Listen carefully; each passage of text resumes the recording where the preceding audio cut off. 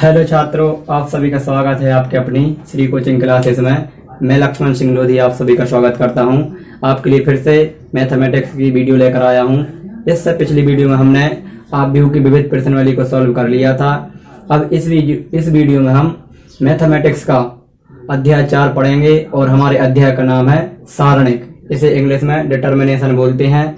तो सारणिक के बारे में पहले हम इसकी बेसिक जानकारी सीखेंगे। क्या होता है सारणिक, सारणिक को किस प्रकार लिखा जाता है, सारणिक का संकेत क्या होता है। तो आइए हम सीखते हैं सारणिक क्या होता है, उसकी बेसिक जानकारी। तो सबसे पहले हमारी हेडिंग है सारणिक।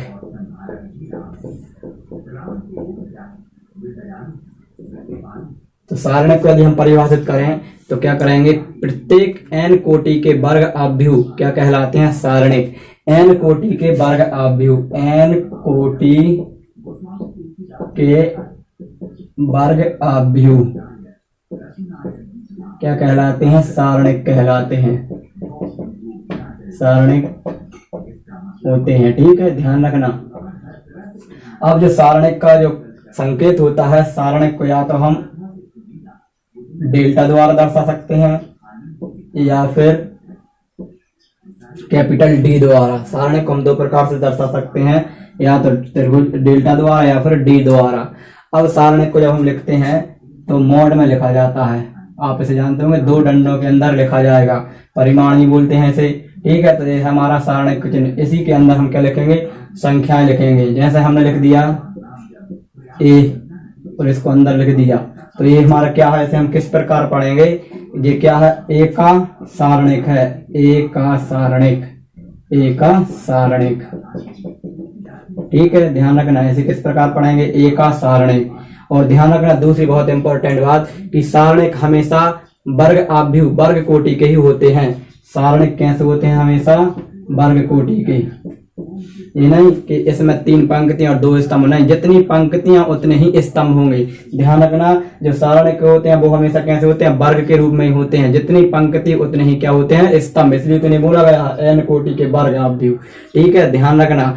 अब इस पे जो संक्रियाएं लगती हैं तो कैसा लगती हैं, तो यदि हम एक इसका उदाहरण ले लें, यदि हमने माना कि d बराबर a बराबर लिख लेते हैं, d बराबर एक सारणिक है a11 a12 a21 a22। ठीक है, ये हमारा क्या है, द्वितीय कोटि का वर्ग आव्यूह, द्वितीय कोटि का सारणिक है। द्वितीय कोटि मतलब है 2 स्तंभ है और 2 ही क्या है, पंक्ति है। और प्रथम को एक कोटि का सारणिक होता है ये हमारे एक कोटि का सारणिक है। ठीक है, ये हमारी द्वितीय कोटि का सारणिक है। ठीक है, 2 पंक्ति और 2 ही स्तंभ। जितनी पंक्ति जितने स्तंभ वही क्या कहलाते हैं, उसकी कोटि। ये द्वितीय कोटि का क्या है, सारणिक है। अब इसमें जो संक्रिया लगती है तो डी बराबर जब से हम सॉल्व करेंगे तो R1 से प्रसार कर देते हैं। किससे प्रसार करेंगे, R1। मतलब ये पहली पंक्ति है, ये दूसरी पंक्ति, ये पहला स्तंभ और ये दूसरा स्तंभ। ठीक है, तो इसे हम क्या करेंगे, R1 से प्रसार या R1 से विस्तार, एक ही बात होती है। तो कैसे करते हैं, ब्रैकेट में लिखेंगे। तो सबसे पहले क्या करते हैं, इस ऐसे में गुणा और ऐसे में गुणा करते हैं। ध्यान रखना, जब 2/2 की कोटि का आव्यूह तो उसे किस प्रकार सॉल्व करेंगे, ऐसे में गुणा और ऐसे में। और जब ऐसे में गुणा करते हैं तो प्लस का चिन्ह आता है, और जब ऐसे में गुणा करते हैं तो माइनस का चिन्ह आता है। तो इसका गुणा इसमें करेंगे तो क्या हो जाएगा, a11 a22 माइनस इसका गुणा यहाँ तो a12 और a21। ठीक है, ये हमारा क्या हो गया, इसका प्रसार हो गया द्वितीय कोटि का। द्वितीय कोटि का प्रसार तो बिल्कुल सरल होता है, लेकिन ये तृतीय कोटि का प्रसार होता है, उसको अब कैसे करना पड़ता है, छिपा के करना पड़ता है। तो एक तृतीय कोटि का प्रसार ले लेते हैं। यदि हमने एक ले लिया d बराबर, मान चलो एक सारणिक है a11 या ABCD कर ले लो, ABCDEFGHI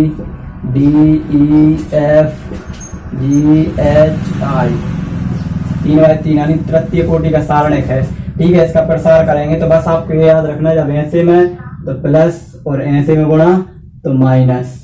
ठीक है, और जब ये ऐसे में अपन गिनते हैं क्या चलता है, प्लस माइनस प्लस, प्लस से शुरुआत होती है। ठीक है, plus minus plus plus minus plus plus minus plus. अब ये प्लस कैसे आ रहा है वो भी अपन अभी आगे पढ़ेंगे कि ये पहला प्लस का ही क्या होता है, ठीक है। अभी आप ध्यान रखना कैसे पहले प्लस से शुरुआत होती है, ठीक है। तो अब इसका अपन प्रसार करेंगे तो क्या लिखते हैं R1, ये हमारा R1 होता है। तो R1 से प्रसार, यदि आप इसका बेसिक सीख लेंगे तो पहली एक्सरसाइज तो आप ऐसे मौका दी सॉल्व कर देंगे, ठीक है। तो R1 से प्रसार, तो क्या करते हैं सबसे पहले R1 मतलब ये वाला है, इससे प्रसार करना है इस लाइन से। तो क्या करेंगे पहले A को लिखेंगे और A वाली को पंक्ति और स्तंभ को छुपा लेंगे, छुपा लिया, ठीक है। अब जो दिख रहा है उनका गुणा करना है और ये आपको याद रखना है।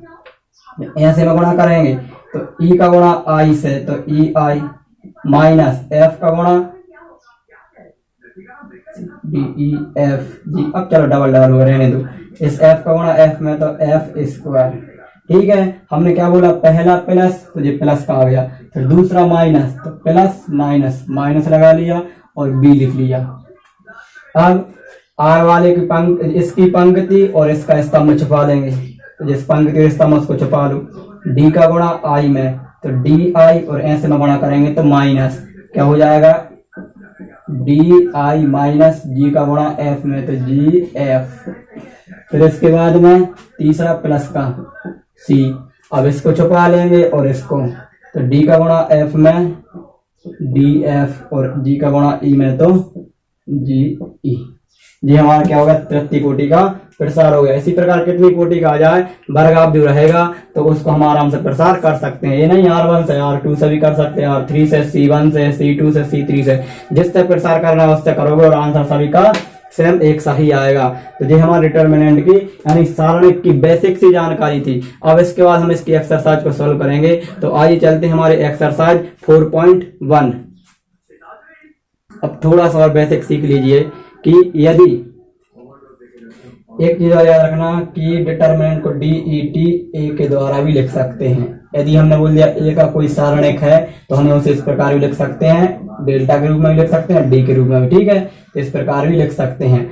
अब हमने अभी आपको बताया था प्लस माइनस कैसे देखते हैं, तो वो आप यहीं सीख लीजिए। यदि अपने पास कोई एक सारणिक है A बराबर A11 A12 A13 21 22 23 31 32 33। आप इसको कहीं कोई सा भी अवयव है इनमें से हम कोई सा भी अवयव यदि आपसे पूछ लें तो आप उसका बता सकते हैं कि वो प्लस का आएगा या माइनस का। सिर्फ क्या आप उसका नंबर याद रखना, क्या करना है सिर्फ नंबर याद रखना है। अब नंबर भी याद ना हो तो मैं आपको अभी बताऊंगा कैसे आता है, पहले नंबर से समझ लीजिए। यदि हमने आपसे बोल दिया इसका बताइए किस में आएगा, प्लस में मान आएगा या माइनस में, तो आपको कैसे नंबर याद रखना है। इसका नंबर कितना है 31, कितने नंबर पे 31, तो 3 और 1 क्या होता है 4। जब योग नंबर का योग सम आए तो ध्यान रखना वो किस में रहेगा प्लस में रहेगा, और जब नंबर का योग विषम आए तो वो किस में रहेगा माइनस में। अब यदि हम आपसे इसको पूछें 23, इसका कितना आएगा, इसका नंबर कितना है 23, तो 3 और 2 कितना होता है 5, विषम है यानी ये विषम है। इन दोनों का योग देखना है, इन दोनों का क्या है विषम है, यानी इसका नंबर माइनस पे आएगा। कैसे गिन लीजिए, देखो plus minus plus minus plus minus और ये प्लस, ठीक है। ये नंबर के हिसाब से भी आप ऐसे चेक कर सकते हैं। यदि इसका देखें तो 3 और 2 5 विषम है यानी इसका माइनस में आंसर आएगा। अब इसका एक फॉर्मूला होता है, A बराबर फॉर्मूला होता है -1 की पावर I प्लस J। इस फॉर्मूले से ही हम क्या करते हैं इनको बनाते हैं, प्लस माइनस निर्धारित करते हैं, ठीक है। आगे इसका हम यूज भी करेंगे। तो ये हमारा फॉर्मूला है, इससे ही आप बता सकते हैं कि वो प्लस में आ गया माइनस में। तो अब देखिए जैसे हमने आपसे बोला A35 का मान बताओ, ये कह दिया, ठीक है। तीसरी पंक्ति 5वां स्तंभ, इसका मान तो क्या करोगे आप इसका मान निकालोगे तो -1। ये पहला हमने बताया था आपको, आप भी में A I होती है और ये क्या होता है J होता है, ठीक है। तो I का मान कितना है 3 प्लस J का मान 5, तो A बराबर क्या हो जाएगा -1 की पावर 3 और 5 8 जब किसी सम संख्या पर किसी माइनस संख्या पर समघात होती है, किसी भी संख्या पर सम की घात हो तो हमेशा उसका आंसर पॉजिटिव ही आता है। ध्यान रखना, किस में आता है? प्लस में। और जब विषम की घात होती है, माइनस वाली संख्या पर विषम की घात होती है तो उसका आंसर माइनस में आता है। तो ये प्लस में कितना आएगा? 1। ठीक है, कितना आएगा? 1। और वैसे ही आप बता सकते हैं 5 और 3 8, तो जब नंबर का योग 8 है तो ये किस में आएगा? प्लस में आएगा। तो इस प्रकार आप किसी का भी बता सकते हैं इस फॉर्मूले से। ठीक है, ये फॉर्मूला आपको याद रखना है। आइए अब चलते हैं हमारी एक्सरसाइज 4.1 की ओर। हम इसका क्वेश्चन नंबर दूसरे का पहला करेंगे, प्रश्नावली 4.1।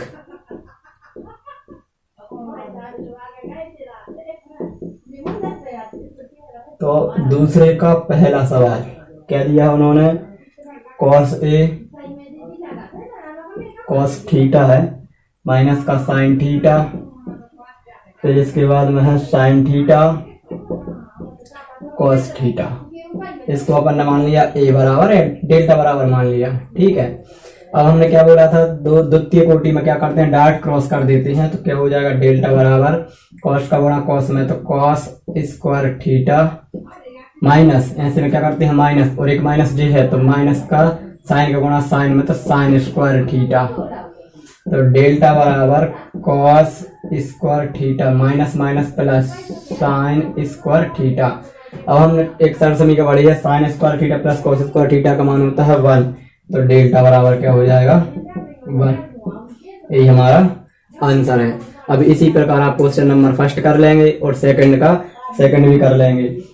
और इसके बाद में आप क्वेश्चन नंबर 5 के कर सकते हैं। 5 के सभी क्वेश्चन सॉल्व कर सकते हैं। एक क्वेश्चन मैं सॉल्व करवा देता हूँ। क्वेश्चन नंबर 5वें का फर्स्ट है, इसको हम सॉल्व करेंगे, बाकी क्वेश्चन आप सॉल्व कर लेंगे। तो क्या करेंगे? R1 से प्रसार कर देंगे, लिख देंगे R1 से प्रसार।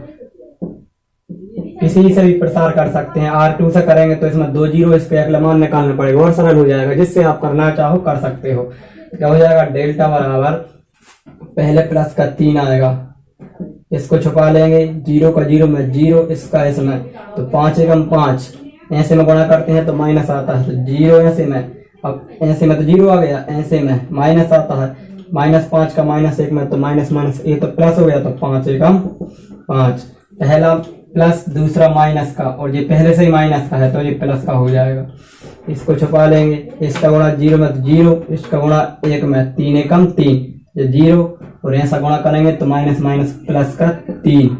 फिर इसके बाद प्लस माइनस, अब ये आता है प्लस का, तो ये माइनस का तो माइनस का 2 हो जाएगा, क्योंकि प्लस माइनस माइनस हो जाएगा। ठीक है, अब इसको छुपा लेंगे, तो इसका गुणा 0 में तो 0, इसका गुणा 0 में तो 0 ही आ जाएगा इसका।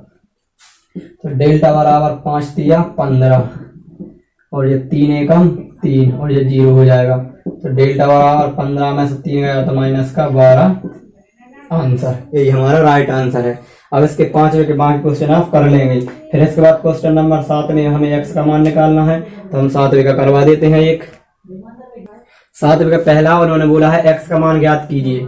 तो 2 सारणियों बराबर में दी हैं, और मैंने अवयव में बताया था कि जब 2 अवयव आपस में बराबर होते हैं तो उनके अवयवों की तुलना होती है। लेकिन सारणिक में क्या करना पड़ता है? प्रसार करना पड़ता है। पहले उसको सॉल्व करेंगे, तो 2 का गुणा 1 में 2 एकम 2, 5 का गुणा 4 में 5 चौका 20। इसकी डायरेक्ट तुलना नहीं करेंगे। 2x का गुणा x में तो 2x स्क्वायर, और 6 का गुणा इसमें 6 चौका 24, ऐसे में प्लस ऐसे में माइनस। अब क्या करेंगे कि इसमें से घटा देंगे, कितना बचेगा? माइनस का 18, 2x स्क्वायर माइनस का 24, इस साइड आ जाएगा तो माइनस का 18 प्लस का 24 बराबर में 2x स्क्वायर। अब 24 में से 18 जाएगा, कितना बचेगा? 6 बराबर में 2x स्क्वायर, 2 से काट देंगे 3 बार, क्या हो जाएगा? 3 बराबर x स्क्वायर, या x स्क्वायर बराबर 3, तो x बराबर प्लस माइनस का √3। यही हमारा राइट आंसर है। अब इसके बाद में क्वेश्चन नंबर 7 का सेकंड कर लेंगे, और क्वेश्चन नंबर 8 ऑब्जेक्टिव टाइप का वो भी कर लेंगे। और जो बाकी के 3 क्वेश्चन बचे हुए हैं, तीसरा, चौथा और छठवां, वो हम नेक्स्ट वीडियो में सॉल्व करेंगे। तो आज की वीडियो में इतना ही, मिलेंगे नेक्स्ट वीडियो में। तब तक के लिए जय हिंद, जय भारत।